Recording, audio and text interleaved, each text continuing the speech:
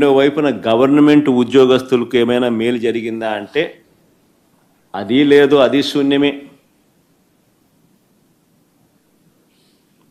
అది ఒక మోసమే. వస్తూనే అయ్యారిస్తానన్నాడు, అది పాయే. ఉన్న పిఆర్సీని రద్దు చేశాడు, కొత్త పిఆర్సీని ఇంతవరకు వేయలా.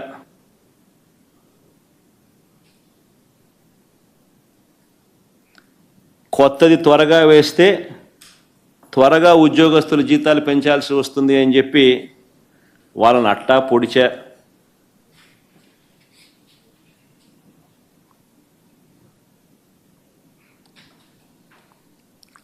మూడు డిఏలు పెండింగ్ ఇప్పటికే. ఈ జూన్ నెలాఖరికి వచ్చేసరికి, జూలై 1 వచ్చేసరికి 4వ డిఏ పెండింగ్.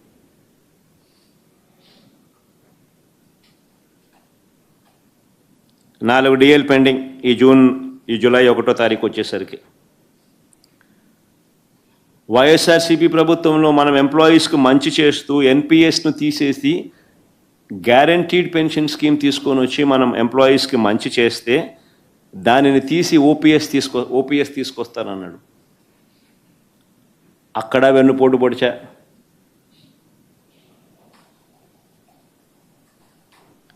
దాదాపుగా ఉద్యోగస్తులకు ఇవ్వాల్సిన బకాయిలే 20,000 కోట్లు పైచిలుకున్నాయి.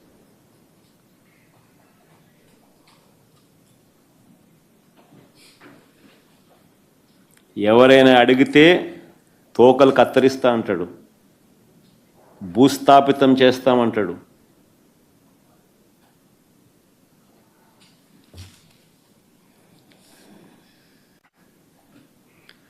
ప్రజలకు తానిచ్చిన వాగ్దానాలను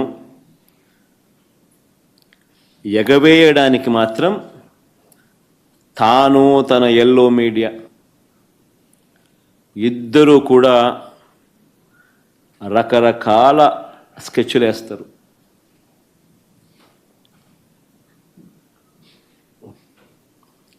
సంపద సృష్టిస్తానన్న చంద్రబాబు నాయుడు గారు సంపద తన కళ్ళ ఎదుటే ఆవిరైపోతూ ఉంది. సంపద సృష్టిస్తానన్న పెద్ద మనిషి గవర్నమెంట్కి రావాల్సిన సంపద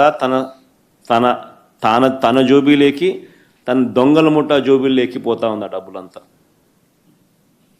దానివల్ల రాష్ట్రానికి సంబంధించిన ఆదాయాలు తగ్గుతూ ఉన్నాయి.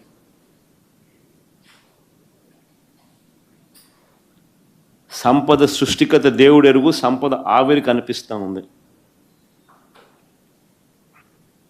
ఆ స్లైడ్స్ ఏమో ఒకసారి. ఫిజికల్ డెఫిసిట్ టు జిఎస్డిపి అంటే రాష్ట్ర స్థూల ఉత్పత్తిలో అప్పుల శాతం. రాష్ట్ర స్థూల ఉత్పత్తిలో అప్పుల శాతం మా 5 సంవత్సరాలలో రాష్ట్ర జిఎస్డిపిలో అప్పుల శాతం 4.08% అయితే ఈయన హయాంలో 2024-25 ఈయన ఒక్క సంవత్సరం హయాంలో రాష్ట్ర జిఎస్డిపిలో, రాష్ట్ర స్థూల ఉత్పత్తిలో అప్పుల శాతం 5.12%.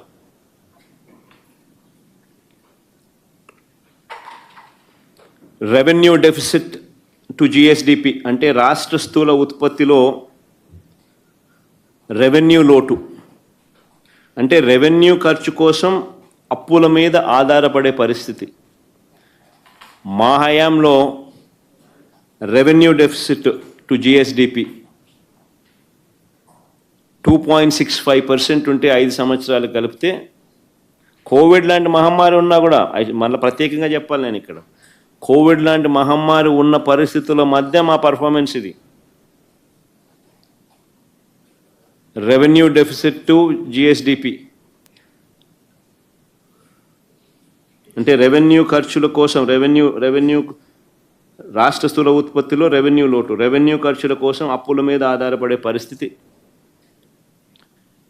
2.65% మా హయాంలో ఉంటే 3.61% చంద్రబాబు నాయుడు గారి 2024-25లో రెవెన్యూ డెఫిసిట్ టు జిఎస్డిపి.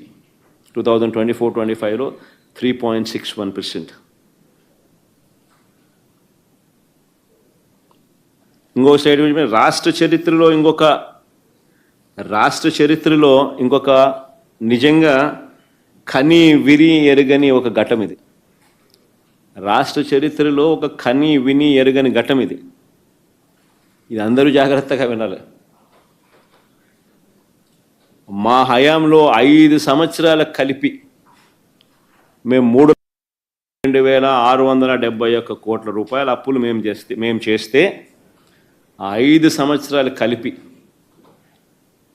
3,32,671 కోట్ల రూపాయల అప్పులు మేము చేస్తే, అంటే దీంట్లో రాష్ట్రానికి సంబంధించిన డైరెక్ట్ గవర్నమెంట్ అప్పు కానివ్వండి, లేదా స్టేట్ గవర్నమెంట్ గ్యారంటీడ్ డెట్ అప్పు కానివ్వండి, లేదా పవర్ సెక్టర్ లాంటి public sector undertakings wear state government non guaranteed liabilities of state government కానివ్వండి, అన్నీ కూడా కలుపుకుంటే కూడా చంద్రబాబు నాయుడు గారు దిగిపోయే నాటికి చంద్రబాబు నాయుడు గారికి 1,40,717 కోట్లు చంద్రబాబు నాయుడు ఆరంభంలో చంద్రబాబు నాయుడు గారికి వస్తే, చంద్రబాబు నాయుడు దిగిపోయే టయానికి 3,90,247 కోట్లకు అది ఎగబాకితే, మా హయాంలో 390 కోట్ల నుంచి 3,90,000 కోట్ల నుంచి 7,21,000 కోట్లకు పోయింది. అంటే మా 5 సంవత్సరాలలో కలిపి మేము 3,32,000 కోట్లు అప్పు మేము చేస్తే, ఇక్కడ మీరు ఆలోచన చేయండి. మా 5 సంవత్సరాలు కలిపి 3,32,000 కోట్లు మేము అప్పు చేస్తే